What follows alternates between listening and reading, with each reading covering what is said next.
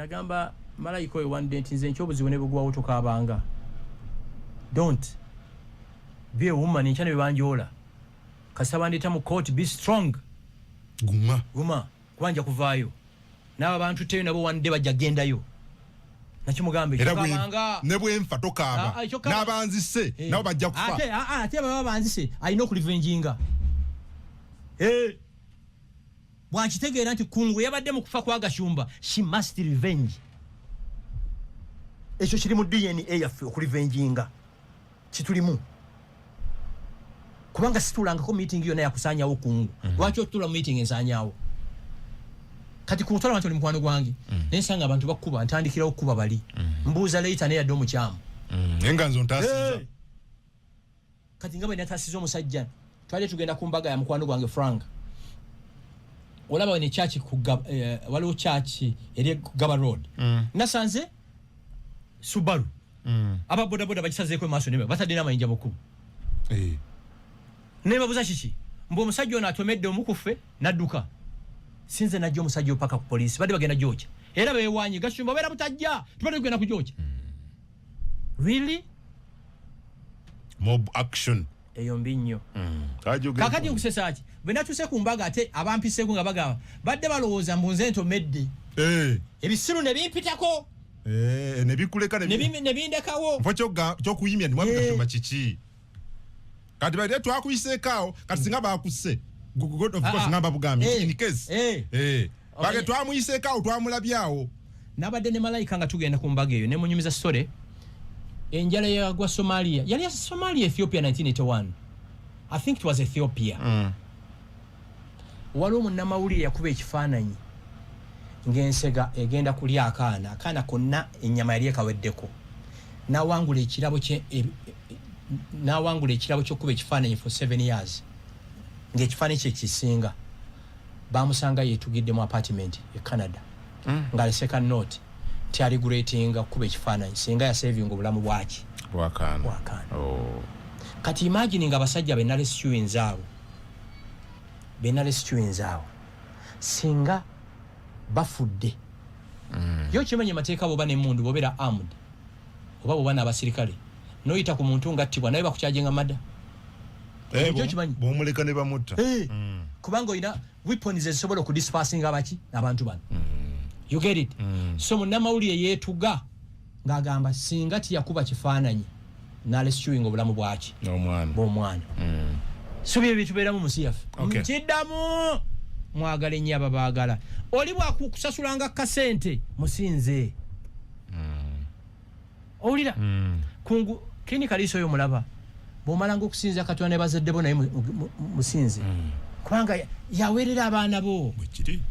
Kungu wagenze wasale omanyi lwaki kubanga okola ku NBS ne Radio 4 banagenze ne Minister Balam olusi sale olumwa kulaba era yangambye era kasita Adam nkula yagambye ebyo byakozeza simanyi because yagaya nkulaba ngokola olugambo ku NBS. That's what he said.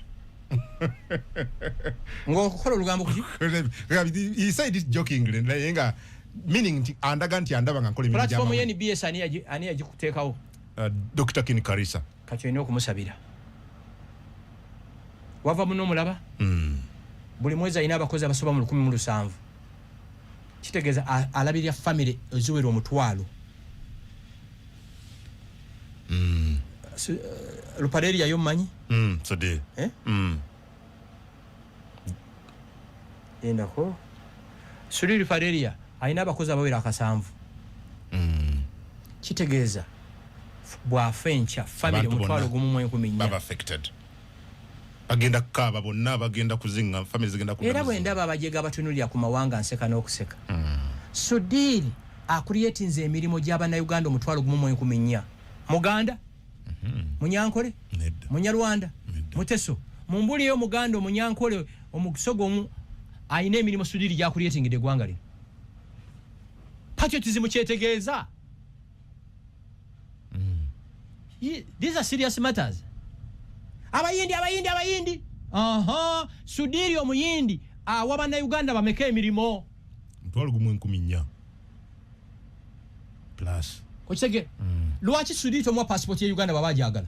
ne ready mu Uganda ya jirina ye mu Uganda sudi bamuzali Kasese mukyala we bamuzala Jinja you get it ne bwata banga simu na Uganda mujimuwe kubanga alete emirimo wano atuwa no mukino omusolo twashuming nti wankuba this even if he was a foreigner nenga akola bino muwe bakayina kubanga Mandela omumanyi City Oil Mandela fourth generation ona aliwo bajjajjabe ne bajjajjabe bava Somalia Aulia Mandela wazaliwa mu Kisenyawo bali bamumye national ID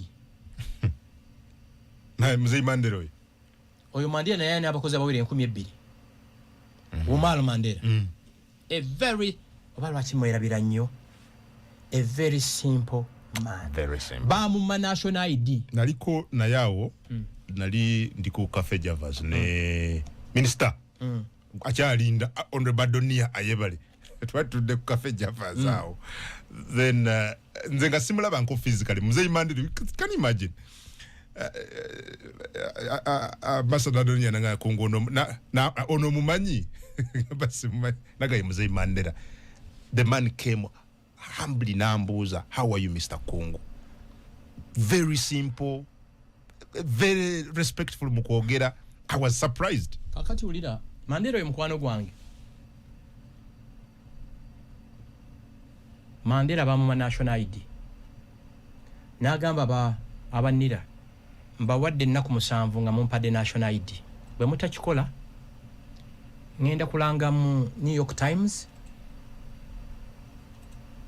Los Angeles Times na Australian Times amawulire ago bagambe nze Umar Mandela and stateless I'm ready to invest $200 million nsaba passport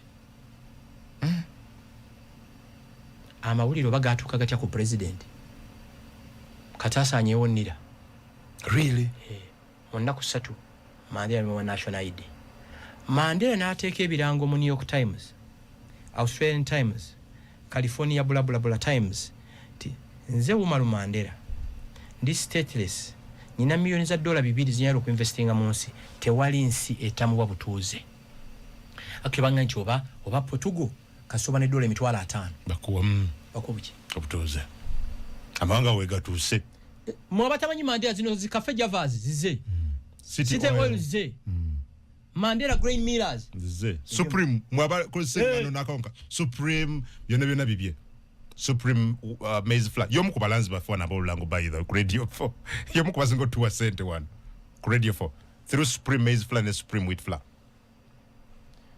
waliwo mukulembeze omugwe twali tugenda okusinkana City Tires waliwo mukulembeze omugwe twali tugenda okusinkana ne twesinkana fenna mu waiting room ne Mandela president yo nagamba mwenna bapikinze kubanga you don't hold any title gye muli ne mu impact in the society oyo Mandela yego mulabo ne usanga omujega abuuza Mandela ebibuuzo n'obuuza Sudiri ebiki Elena Chali Sudiri yali badde ayina afuna VVIP nga bwava mu nnyonyi emmotoka emujja kutamaka Mandela nga naye emmotoka emujja kuki kutamaka kati kinziza ku President Museveni ekigambo kyayogera waliwo investor yava mu America nga mugagga food gay najja mu State House ebiseera ebyo Professor Sibambi yali Prime Minister omugagga ne boogera naye mu State House Sibambi n'agamba president nti omugagga ono atuwandiikira officially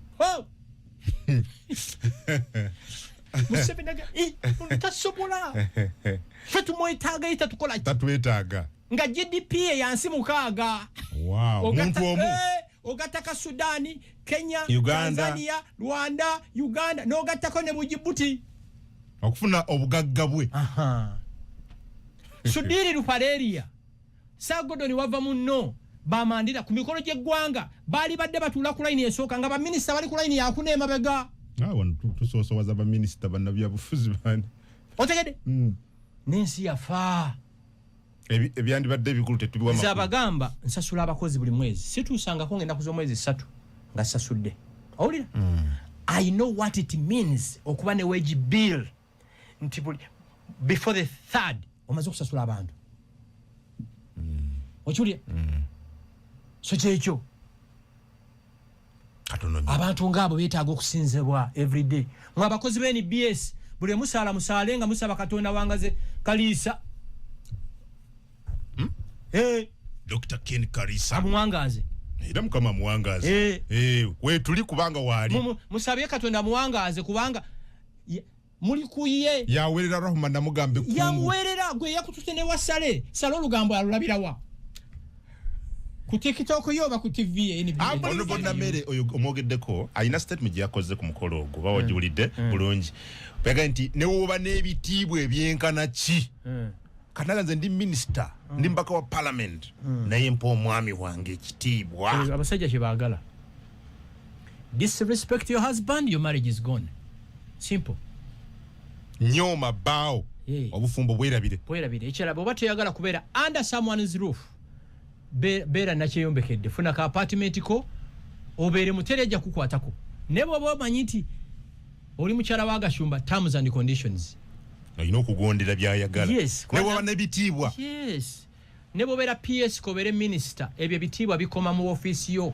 kasita oyingira mu gate ya bbaawo you cease to be a minister you are someone's wife ntiddemu oba oli minister oba oli prime minister nga Nabbanja oba oli vice president nga Jessica Lupo her excellency n'abalala oba oli Anita Among ebyo byonna bikola oli mu ofiisi yo the moment you enter your husband's compound you cease to hold those titles bwe mukyala maka bw'oba toyagala kumanya ekyo tofumbirwa beera nakyeyombekedde beera freelancer beera wekka freelancer kati nange luli edda nga sina mukyala nga byensanga byenkola naye kati nyina omu briefing oyina limit I have to brief her ngenda wano really yes bufumbo komera ate komera ki buvunanyizibwa mugamba malayika ngenze ku mukolo guno guli wano singa omutawana gugwawo atandikirawa that's the beautiful respect kumu respecting ate mu bulamu bwange sibangako na mirembe nga ngokuva lina wasa malayika Mwami Gashumba are you sure about what you say ndairanga nti Allah mwaka mulamba emnaku 3 ni mufumbo kita kyangu can I tell you something waliwo mwala mita Salma nasoma naye so many years ago ku Bombo Army Secondary School so nazemo hogera naye like after 7 years last week kusimu nanga mbamba laba ne Uncle Gashumba atulaba era nangamba omusajja oyo kuva we yawasa malayika he looks happy ndi happy that girl I was very surprised nenebuzabuza nene akiremerako tuli musanyufu nnyo Allah yampe chenga chemanyi ku ali agobera Salma ali bomba Allah yampe malayika n'amala tobanga ko musanyufu nga buli nze nali maze emyaka 22 nga siri mufumbo you told us here era nakino kyogera nze nali sikyalangako nga sanjulangako mu bulamu bwo nga sikyalangako mu family yonna sanjulwangako ndi freelancer then marriage is beautiful neyibakira mu kitanda kyange piro mukaga 7th thread ngambera bwomu nenga mami wange buli bajja waka enyumba eno yonna temuli mukazi ne mugamba mami senge kyabagenyo kimanyi nti yenda webake which means osubiddwe emyaka 25 sisubiddwa Katonda ayinza okubanga bayakitegeka no you can imagine essanyu ndi olina kati senga walifuna 25 years Katonda ayinza okubanga yaleeta ono for reason at the right time yes nze natamu abakazi abalina feminism ogimanyi eyo omwenkanonkano oyogera bwayogera bw'oba oyagala twenkanenkane fuutinga buli biiru yonna ate awo ojja kuba tofumbiddwa obufumbirwa ng'omusajja nze nyinza okufumbirwa buga nti omukazi akole bino byonna then kye kikufuula omusajja watugamba wane kikufuula omusajja si mpale z'oyambala buvunaanyizibwa kati bw'okkiriza omukazi kubanga ayagala mwenkanonkano era Father's Day yabaddewo eggulu basajja batono abaqualifyinga to be called fathers batono emiyaayo giri mu Kampala muno gyeyita bazadde bataata naye nga miyaayo gyennyini yeetaaga okusibira mu basement you get it Katonda n'aleeta sikaana ng'epiikinga what they call a father Bagashumba osanga batono abasajja bali mu Kampala muno abali useless nazaala mu bakazi 6 naye nga tamanyi na baana be balidde ki basomera wa oba nazaala mukazi omu naye nga omukazi yaweerera abaana n'emmere yawaka ate ebisajja ebyo byambaza nnyo abaana abo once lwe bigenze out n'abaana byambaza nnyo t-shirt za Arsenal ene Man U mbisanga nnyo maybe Arsenal ne Man U babambaza nnyo t-shirt za Arsenal olumu mu mwaka n'agenda nabo bakafe Javas ngaawo mu restaurant nga bali mu bijjaze t-shirt ebyo Arsenal ate abasajja lwaki bakikola bwe bati ate nkusesa ekikushokinga abasajja abakyasinze okubeera useless and hopeless be basajja abasomyeko abasajja basomyeko be bakyasinze obutaweerera abaana kakati bana abasajja bali average bano bankola mu kikubo nkola mu sauli yako be bakyasinze okuweerera abaana lwakiri bwe kiti ne bana abasajja semanya ndi mu corporate world ayina masters ayina doctorate bitebyo useless actually generation ekyasinze okubetraying eggwanga lino be bayivu the elite in every sector gana mu politics be trains eggwanga lino abayivu be elite kyekizibu ky'obulamu bwa bulijjo genda ku account yo genda ku Facebook whatever TikTok account ya Radio 4 opostingeko buli musajja buli mukazi ayina omusajja atalabira mwana level ye yokusomera iki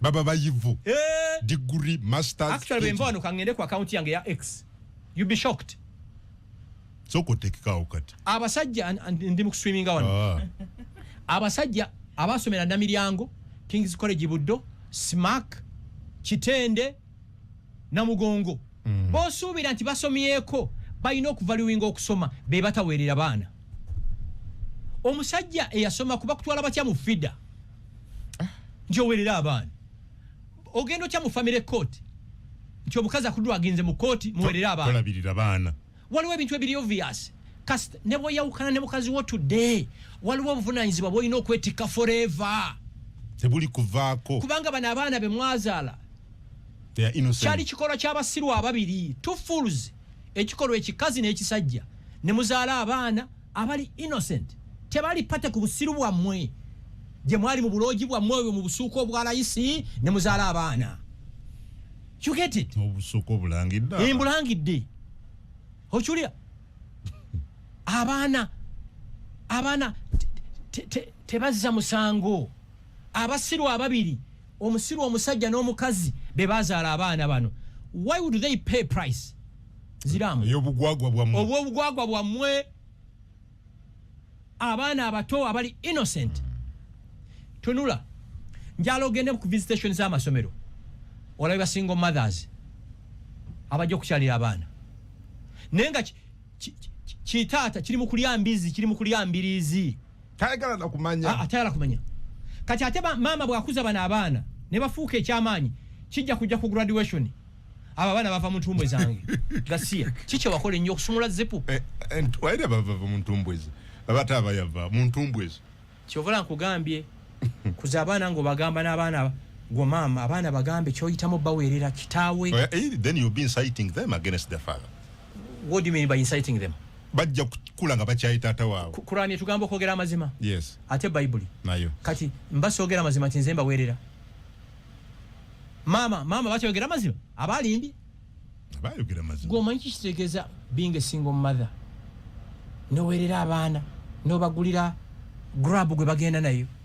Nga kitaawe ali ku Arsenal ne Man U. Bali ku X befulaba beba collecting abantu oluzungu. Otegera ndoza. Abaana kikulu nnyo okukulanga bamanyi rolo y'abazadde baabwe mu bulamu bwabwe. Kyovola banze kyensinza okutya ku nsi kuno kaakati. Guno omuzegwa useless fathers. Omwana bw'akulira awakanga alaba maama we yasasula buli kintu ng'omwana mulenzi agenda kukulanga alowooza nti obulamu obulina okukola ki bulina okuba. Omwana kasita akulanga alaba mami yasasula umeme yasasula school fees yagula grocery yakola buli kintu kyonna. Omwana omulenzi gwe muzadde ajja kukulanga alowooza nti bulina okuba nga tebiri the other way round. Ffe twetikka amasanga g'abaana baffe kuba twakula tukimanyi ki omusajja gw'olina okulabirira abaki abaana bo. Kungutula ntya ku dining nga malaika yaguze emmere gye tulya. Nawe n'otula n'olya n'oweebaza after. Sijirya. Ensi yayonooneka. Bino byempulira mbu maama asasulako school fees kitundu nange nesasula kitundu. Tugabane fees. Tugabane. Katonda bw'ontuusanga kugabana school fees ne malaika nzita nzije ku nsi. Nzita. How? You have to take the Malaika osasula cha school fees za Rwabugiri otya. Nganze wendi. Kiche kinfulo musajja. Njagala ni nyama dalaga ennyumba eyo nga mmanyize nsasula ki. Ebale, ku radio 4 nga buli grocery ali mu nyumba nze mukola ki. Ontegeera? Nze nesula musuuka ni Malaika aziguze. Kankubuuze. Essuuka bwe ziba nga nnungi nnyo noga essuuka zino nga nnungi. Nga Malaika waliwo omusajja yazimugulidde. No one essuuka oba wana oli. Amanye ekyokukola. Kiringa bwe wane mukyala we neekwaka perfume nga kalungi noga ka perfume ako nga kalungi. Bw'abanga waliwo ekyakamugulidde. Kiri kiba kifunye plus. The mere fact nti oli mu kupraisinga perfume gy'otaagulidde mukazi wo ng'oluusi waliwo omuyaye yagiguze omuyaye abaasiko walinga. Abakusingako. Kiringanga bw'obanga awaka togulirawo bintu byakulabirira awaka tobuuzanga omukazi gy'ava aba ava kunoonya ssente. Era omukazi yenna alabirira awaka okkirizibwa okukomawo essaawa zonna z'oyagala. Nedde waani. Nze mbeera naawe ndooza every Monday. Yeah. Mirundi emeka gye mbeera mu ntalo. Nze mbeera n'entalo nga nnumbiddwa. Iran yalina okwerwanako. Yaprovinze nti America ekubwa. Era yagirazeeko ne Isirayiri. Ejogo. President Museveni, Sabalwanyi, the visionary man, the calm man, always ahead of everyone. Mu bantu miliyoni 49 eziri mu Uganda, n'alonda ba cabinet ministers 82. Fena atuwaayo omu n'omutusuuza n'ogamba tukusonyiwa? Kuki?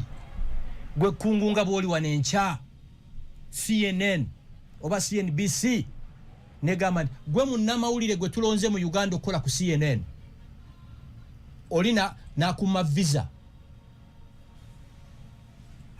American Embassy esobola okuma visa ngamba Kini Kalisa naganda okurekomendinga. Oyinza omusonyiwa? Mugetinge serious nammwe. Mwagala nnyo ababaagala. So temuli sonyiwa baagala balemesa bwa minister. Ekyo nakitono. Mu cabinet yo natubaddemu n'omuntu ogu ye Dr. Lawrence Muganga. Ogu omu. Westegere. Katika nkuwe example. Jeno MK yanonda okubeera omumyuka we mu Buganda. Tiyanneebuuzaako. Nasangibwa ndina kufaamu Masaka. Amawulire amalungi ne gajja. Era omuvuka yampa amawulire ago bamuyita Donald Businje. Donald Businje mulaba ku social media. Yankubira. Yoga nali manyi banonze kuba prime minister w'eggwanga. Ntegera ndowooza. Ogenda okulira nti Jeno MK akulonze omumyuke. Kati nyinza okwerabira Jeno MK. Tosobola. Nyinza omwerabira. Tosobola. Yalaba. Potential yo. Yes, nanonda. Kati nentegeera nti gonyonoona ewa Jeno MK. Nenkusonyiwa. Kino kungu nkyogera nga ntunula maaso go.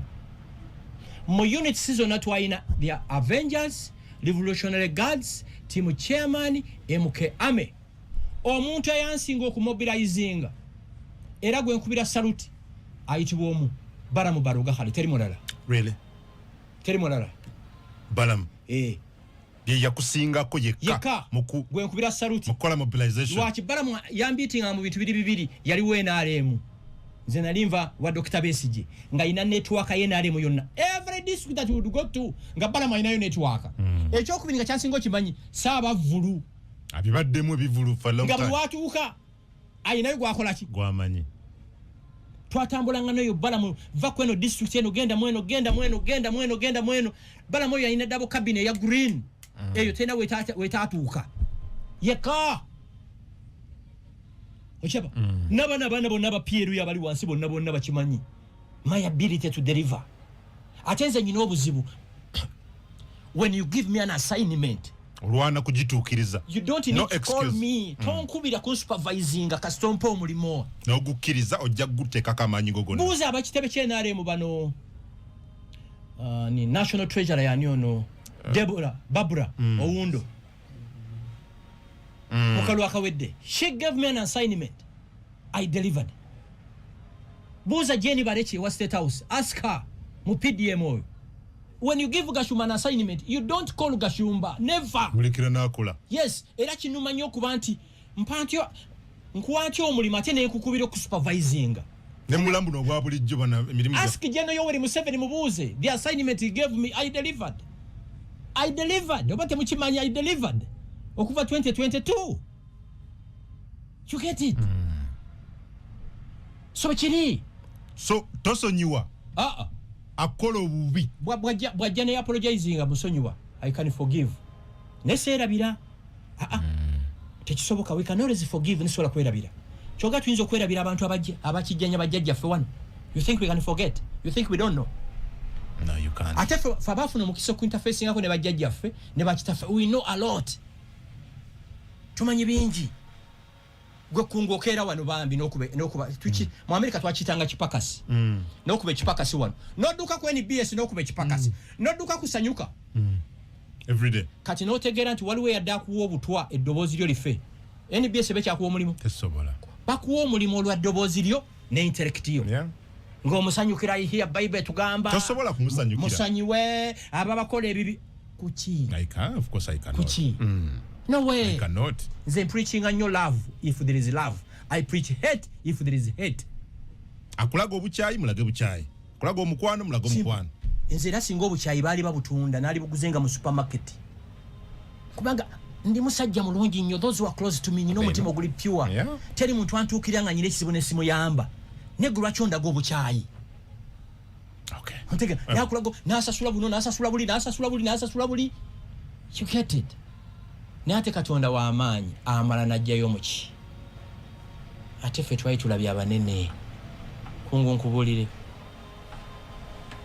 nalaba someone I respect John Patrick Amama Mbabazi super minister John Patrick Amama Mbabazi era ne bamusanga ku mukolo mu respecting mujjukira we yayingira nga parliament mu parliament nagira kotzeba nayenga presence ye yokka commands respect of okubamba bakabona kati no John Patrick Mamazi watuka ku mukolo olaba president awedde emirimu nalaba my brother muvandimwe General Kale Kayihura tewali bera ya IGP nga Kale Kayihura very powerful he was my god yeka yakolanga kino briefing president nalaba Ameria Chambadde PPS oyo first of all dimina ya Ameria Chambadde ne accent ye yoka ngiye kubala nga bwakugana okula Museveni entebe nenda kazoto jja mulaba nendaba Rebecca Kadaga former speaker of parliament Kadaga nasembiye kulaba my sister Anita Among oyo sirimo erabira konti abanyarwanda bali banyigirizibwa yakiriza ensonga yaffe yogereweko ku floor ya parliament era Katonda n'agamba nti gashumba wayo ensonga emu lwaki Anita Among talina kugenda mu kubonerezebwa ngamba ensi yonna bwe yatuvaamu she was there she stood by you and yes Anita Among with you so fe tulabye abanene wano mu Uganda muno mama ane abantu bayina tinyefuza yimo mwamulabako tinyefuza genocide muti mwamulaba bumwakaje Kampala wano timwabalabako where are they abantu nga bayina amaanyi kuno mwami obigashumba ngani people powerful wano omuntu saba maanyi ye Yoweri Kaguta Museveni yeka teri mulala ne General MK oyo Yoweri Museveni watugamba nti abalina amaanyi bali basa mumanyi Yoweri Museveni nze mpulize ebigambo byo watugamba tuina General Museveni General Sale ne General Muhoozi be bayina amaanyi be bayina obuyinza Sala asinzira kati namukekya lady eno nevaako mwawula obuyinza mwawule power no authority bali bayina authority abakola ki so bano be batolera ku bano kuwaddeko buwe bali obadde ku mukolo guliko muwozeka ne Lugaba n'ekivuvumira bakibuuza gye kiraga jene mukoyi mumanyimwe twali naye Kapuchola nono ani ono Fadil wenda soko kutestinga kwe mukeyani amala yo you get it amala yo infrastructure ya kitawe jayina ne jabana yo ku mikolo wow Jeno MK Muhoozi Kanogo nekati bwe ndaba buno obukolya bwe ndaba busikwiro obwagala okwefuula Jeno MK I love ndaba busikwiro banyi busikwiro oba Messi obagala okwefuula Jeno MK I love waliwo abagala okwefuula Jeno MK baberenga ye n'amaanyi na buli kimu wana abantu nkugambye bali basatu ate Jeno MK ne Sale nabo amasanyalaze bagajja ku Yoweri batapinga ku Muzeyi Museveni Museveni ayina ekirala nti ne bw'oba atokota tayinza kikulaga wabanga anyize kigenze wala kwe kutokota kugamba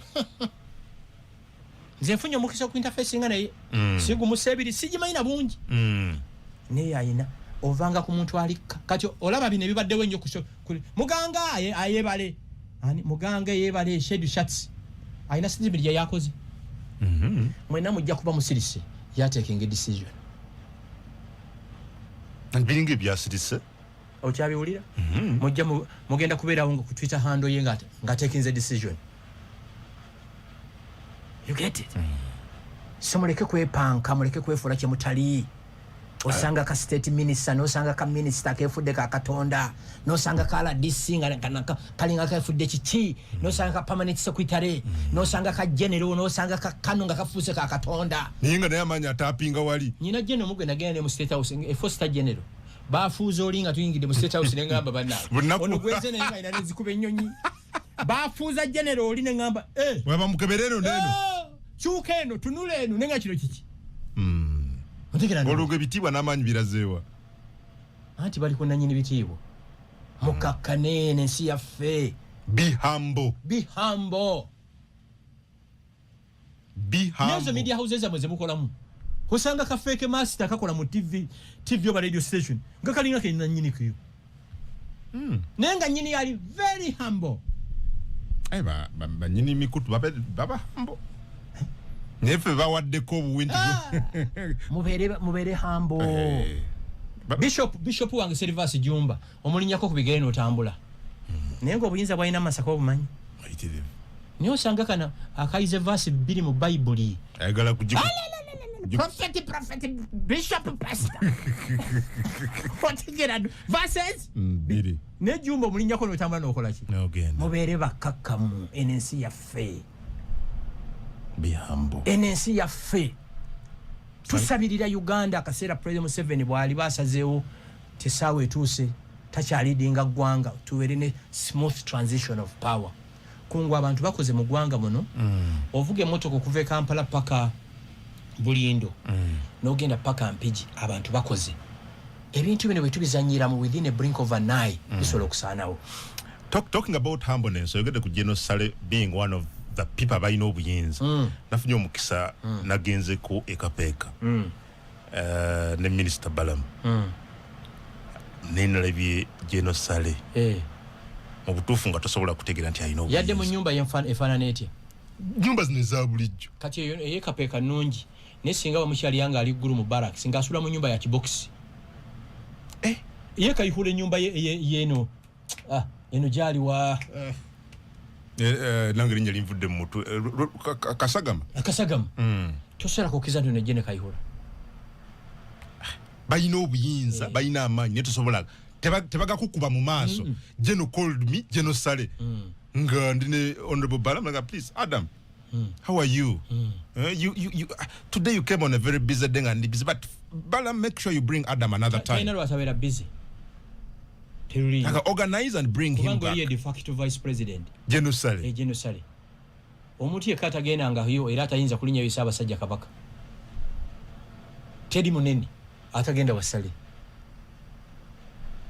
ne amanyago nga is just an easy person yetulida wabweru we are chatting normally ojukira brigade yali atusibye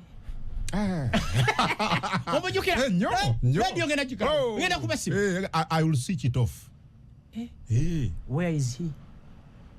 Mbera zino office zamwe ate nekino kanchibagamba ati mukimanyi abantu babatyo baba respecting our offices mu holding the moment you ceased to hold that office tikomao Anita Among wamulabe beba mujjaka amanyi nti bano batufuze bubi nnyo era amanyi ennaku eri mu bantu katwere. Thanks for the show, Ben Kenani. Tell Mr. Gashumba that we are happy with him. It's time to revive our loved Uganda Sisimuka. Our loved Sisimuka Uganda. Agenti basanyufu nnyo. Ndoza ogenda kwongera okuwa obudde nteekateeka eyo. Nnyo. Kubanga abantu babadde baga nti olinga yagirekerera. Actually which ejja tuyina ekitugenda okulangira on Monday. Okay. Nze mu South Center mu kyoyita ebuyoga nebaza Mr. Gashumba okusomesa eggwanga era andabira entale Paul muvandi mwa Ssaabasajja Kabaka aliye mu basezeeyo ebukunja oba yasuza asera simanyi abantu banga bengoma nange mbatumiddeko Muzeeyi Nyabudozi Jambo yampe nti nange yangamba n'okungamba we nabaddeyo yawane malayika embuzi 10. Wow. Nyabudozi yawane malayika embuzi 10. Muzeeyi Nyabudozi embuzi 10. Yambuzo oyina woteeka ne kuwenende otwale nenga ndidda Nyabudozi ju oyo ju Muzeeyi Nyabudozi ngoma ju ze yampente ente 5 njagala kubufunako wano ku simu asobole okutubulira engeri gyasobola baya asinga ente mu kitundu ekyo kyonna atubulira engeri y'okulunda mwente yakikola atya nja mufuna ku simu Muzeeyi Nyabudozi be on standby one of these days nja kunoonya kuyigiriza abantu ye muntu gwe nakyalira omulunzi w'ente ayina minowota waka era soko gendayo omuvandimwe musajja Nyabudozi nakkiriza Jambo ndugu omuvandimwe amalayo ju ali mu kyalo naye ayina minowota actually ye munyarwanda yampente nenzifuna abanyarwanda nga bampadde basuubiza tozidona mama malayika yabingamba ninaku lero ngamba gwe n'abanje omuntu ente emirundi emeka ompadde ente nkujjukiza ente tongamba lwa kuginona ye yampa ente 5 ne malayika namwe embuzi 10 kojja nze ab'empeewo be banzaala yani ona nti kati nze ndi wampeewo kati ampita kojja nze ab'empeewo be banzaala Kongo ye Uganda naye program ya mukulu Gashumba njirinda nga mbaga ekendeeza ne ku atalaba olwa Tereza kufune nze Beni Bule okay Jambo Luganda luganyemu katono Mr. Kungu, thanks for the program and hosting Mr. Gashumba. His idea is good if we're to be like him. Also village people, they were going to be okay, but you connect me to CDF to fight corruption. I'm Londo Ivan in Masinde. Dr. Stephen Kanakulia Kalangala oh yeah Nabayiga oh yeah Keita Noah from Masinde. I'm saying Muhozi Ju webale kuweereza Kungu omukulu okay webale nnyo okubeera nga naawe kwoli ogoberero agambye nze Sowedo wa boda nakosi kwende okay patulabira boda boli nabo oluyi olwo. Hey Mr. Gashumba, thanks for the show and for always encouraging Ugandans to work hard. Bebalina okwekyusiza obulamu but we all need to pray for our country in terms of thriving and rule of law. Vincent Turinawe from Gayaza Bwagemama Sebata HTV. Mr. Gashumba, big up Kungumani Ju okay nange Ju jebye nakasozi buddo gambye kwende ate ono nagamba kwe tuli tugoberera program eno okay webale nnyo naawe ndugu okubanga ogoberera okay mukulu Nyombi Tembo wa UCC Jambo agambye bangambye baddawo okay webale nnyo na message yonjirabye ndugu kade ka wedi Mwami Gashumba okay nze maliriza wenyingiriramu milioni 7 awo ya dwaliro morova ne bagamba mukole ekkubo nga lyaki lyambaramu ne bakosa ki ettaka ly'ebiswa toilet hiyo you can read that sijja kusoma njala kifaananyi ekyo kirabye ekyo eno toilet nga bweri ku milioni 7 njikuzimbira nenga ya 7 oli 7 na nyingi 7 nyingi yeri katero kabinja kaba ate kirala abakozi ba government successfully badde bateekawo embeera nti be bakama b'abantu bulambuli 73 million Uganda shillings million musamwa migashubogede nyingi zeno njizimbira ne million 3 poor service delivery Jeno MK kyayogirako ni namulabye nga ayogirira ddala nga president nekamba buuzi mumwe na Yoweri Museveni yayingiza mutabani we maje nga mulooza agenda kutunda nsenene oba ndagala mu katale ke Nakaseru nakyogera mu 2013 namutwala in the best military colleges ever in the world nga mulooza mutegekera ki omanyi bana Uganda temubeerangako serious na bintu byonna mu buli kintu kitwala ng'ekyokusaaga ate Kungu from today njalo kimanyi nze nyindo yange neewunyiriza amaaso gange gano galaba n'amatu gakola ki gawulira mwerabye mulaba nze sibe mbandaba kati nyine kya kyenalabye ekaweweeta mwe kyemutanaba kulaba sijja kukyogera walabye ki sijja kukyogera mwenna temwakirabye ennyindo yange ewunyiriza amatu gawulira n'amaaso gakola ki nze bwe muzanya mulega mwe kweni BS abalabi balaba zisibe mandaba birala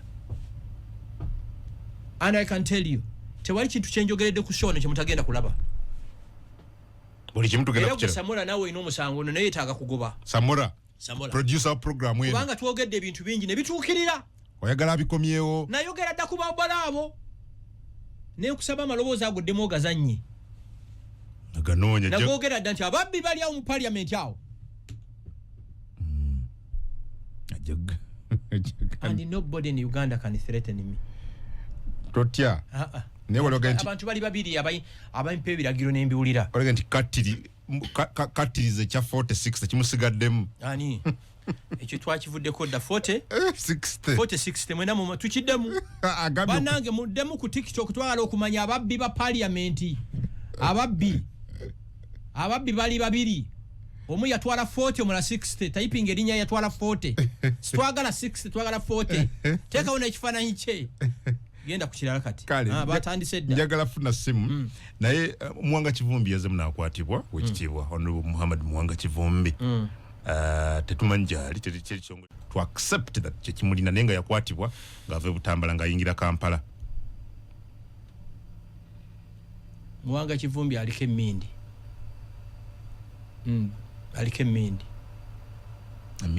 muloge what do you mean fabasha believing mu our African traditions waliyo emmindi muntu akufuira emmindi n'oyingira trailer Muwanga Kivumbi akola ki ebigambo byayogedde olina okubanga oliko emmindi okubyogera oba tibamubriefinze kyekiri ku ground nti ebintu byakyuseemu teyategeera embeera bwe yagireka emyezi 6 emabega example era njagiddamu Nalongo bwafuluma loogi ngadduka embeerera teyingira loogi Dr. Kiza Besigye amaze emyaka 2 musibe alaja na kuyimbula tafunanga mukisa former Lord Mayor alaja na kuyimbula Elias Lukwago mu mbeera gyali mwetiisa tafunanga ba mu mabail gwe bakuwadde bail ngomaze mukomera emyezi 6 ensi ne yeebuuza nti kisobose kitya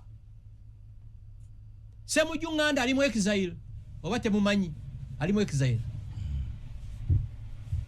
Awulira gwe n'ofuluma n'otandika okuvuma first family n'okunga n'abantu ngikungande ya leero bannanga first family yabakola ki gye muvuma I have disagreements with the President Museveni.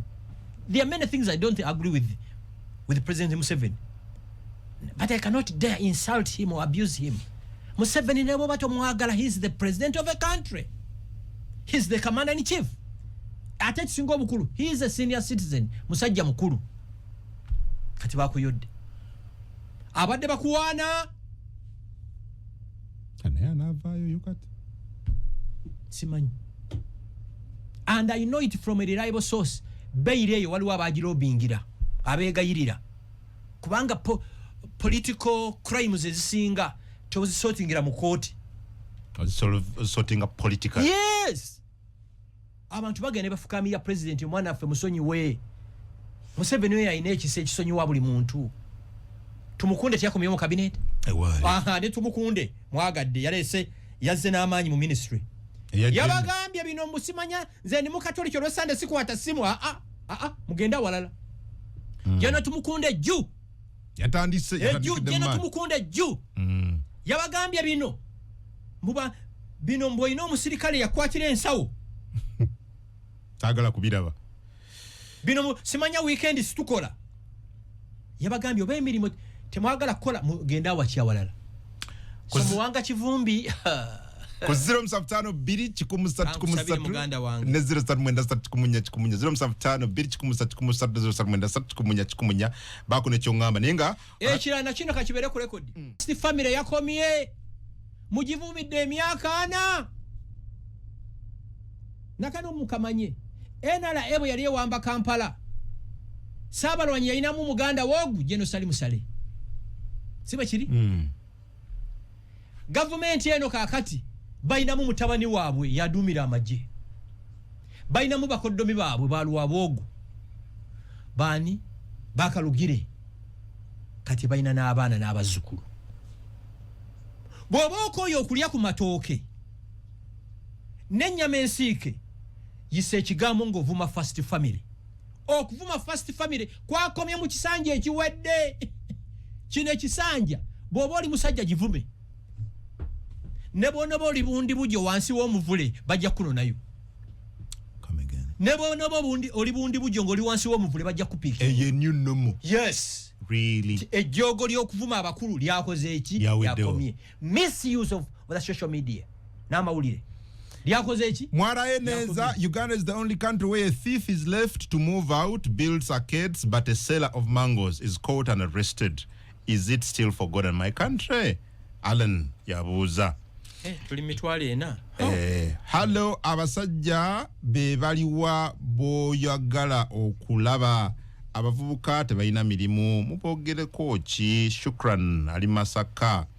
Kojja nze buwule emaganjo ze muwanga kivumbi ngumusalira yayi yalengeza nnyo first family n'asukka. Promoter Kafero Deo Gracious Uganda obuzibwa babbi balwanyisa babbi twafadda. Okay. Onagama, thanks for the show. Ben Kenan, Mr. Kungtel Mami Gashumba, that today we are happy. That is what we have to hear, such words of hope. Thanks for the show. Then Onagamba Kungu webale program eno kwetuli. Waliwo atuuliza ali lukunjiri. Agamba kiwe lukunjiri. Technical bamuita Musomokoli Edison. Ali lukunjiri Technical Institute. Okay. Eyo nayo bala mwajja. Sebo. Awai. Amanya gone joli. Sebo. Amanya gone josinzidde. Hello. Sebo tukuulira. Sebo. Webale kuweereza gwanga n'Obuganda. Sebo. Songodo bakikakase president w'abakuba amasimu ku TV ne ku radio. Mukulu Gashumba nkulamusiza Sebo. Era webale kuteeseza gwanga ate webale kulumirwa bannayuganda. Naye kyenyiza okwogerako ku gabbi agali mu ggwanga lyaffe Uganda. Mukadde wange bw'oba mugakutte ebintu byonna bye baludde nga babba ebbanga lyonna kuba bannayuganda bakalya ebbanga erimala mubakwate mubibajjeko tunuulira Anita Amongo obuwumbi n'obuwumbi bw'essente bwe babbye nga bannayuganda beeyaguza lujjo. Akasembayo nga maliriza Mr. Kungu njagala okwogera ku bantu abavuma. Bw'oba tukwatagana na muntu obanga mulina enjawukana kiki ekikuvumya omuntu okutuuka okumulengeza okutuuka awo otuuke n'okumaasa entungo ng'ovuma ekyo nkivumya ne sekumiira kyonna gyonna tubeeremu ensi eyaffe ey'abajjajja eyasookera ddala. Nze bakikakase pulezidenti w'abakubi amasimu ku TV ne ku radio mu ggwanga Uganda. Songodo. Wanji. Alo Sebo. Wanji munnaye. Nze Rogers okuva eno Kibuku district. Kibuku muli mutya Sebo? Gye tuli Sebo. Mutuwuliza muyita ku kyeyo? Mbawuliza oluusi mpita ku TikTok owenti. Kale munnaye genda maaso. Kakati nze ekinnuma nga nze omusajja oyo Frank Gashumba amwebaza nnyo okutuweereza. Era singa tuva ne ba Frank Gashumba nga 100 n'eggwanga liba literedde. Njagala kumulabako naye nze nalwalako lumu n'entwalwa mu palisa nga lifalo naye tebankwatako nga tebansabye sente. N'abasawo bansaba sente mbamanyi bulungi nnyo. Eno disitulikiti yaffe ng'Ekibuku bwe baali nga bagaba emirimu abantu abasabanga sente miliyoni 7 ate ne batabawa mirimu. Nsigadde Rogers okuva eno Kibuku district. Abale nnyo Rogers. Abantu doza obawulira kwanje. Nsanze nnyo kuwulizaako bwana Adam Kungu. Ese mubufunze ddala. Omukulu Frank Gashumba nkulamusiza. Era mama Mbabazi alagise wakusa kutemedde nnyo program tu. Obuleka nnyo. Naye Tata Frank Gashumba bambita baba. Naye oyina ensonga zogedde ziringa emu-2. Ensonga esooka ey'omwami Muwanga Kivumbi teze neebuuzizza omuntu bakuwadde ebbeiro oto okomyewo olagamba oyogala tandikirawo wakoma awangire omuliro ovume ekyokubiri tukirize tubene Frank Kasumba nja kusaba obugambe ku President Museveni enguzi ayongeremu ddala anyweze era gunikire ekisanja kituufu CDF wamuwoze kituufu akoze nnyo nekyatingira okufundika nakyo enfundikira abavuma abantu badde njagala bakaddaama bonna singa Mukama Katonda atuyamba bonna ne bakomawo awo bonna bakomewo waneeno. Okay. Webale, greetings to you, brother.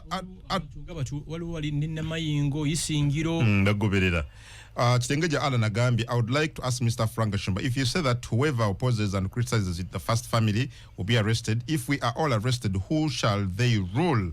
I don't condone disrespect for leaders, but if all avenues of challenging power have been shattered, what do you expect people to do? President Museveni has been reluctant on those who criticize his leadership, and it's one of the Alan. Ekisooka mwawule criticism zino kuvuma byanjawulo nnyo.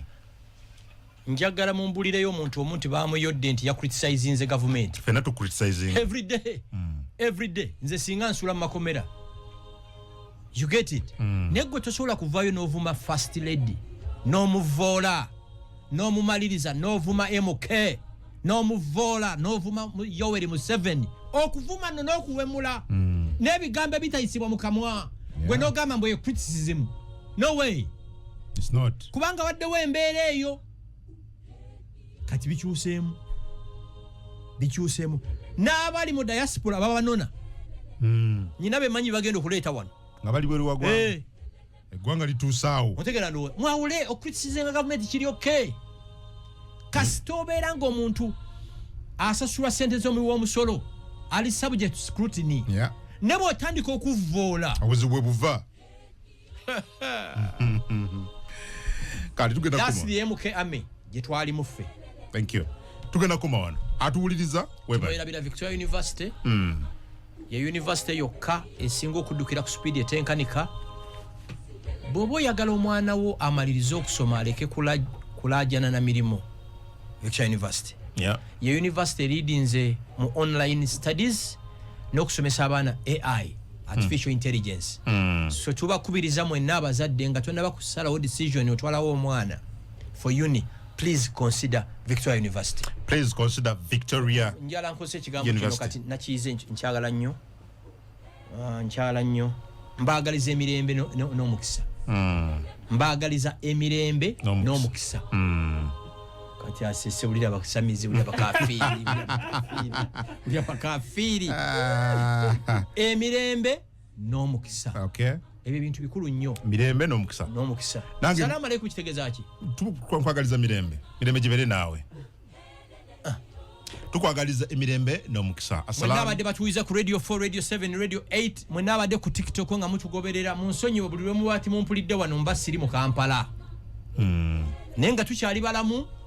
Nobody ali safe ku scrutiny. Nobody. Balamu yonna gy'oli tukusabira Katonda akutereko omukono gwakukuume oyongere okuexposinga agabbi si corruption twina gachi gabbi. Webale nnyo mwami Frank Gashumba leero bwatyo bwakoze leero bwe tubadde naye tuddamu wiiki ejja ku Mande.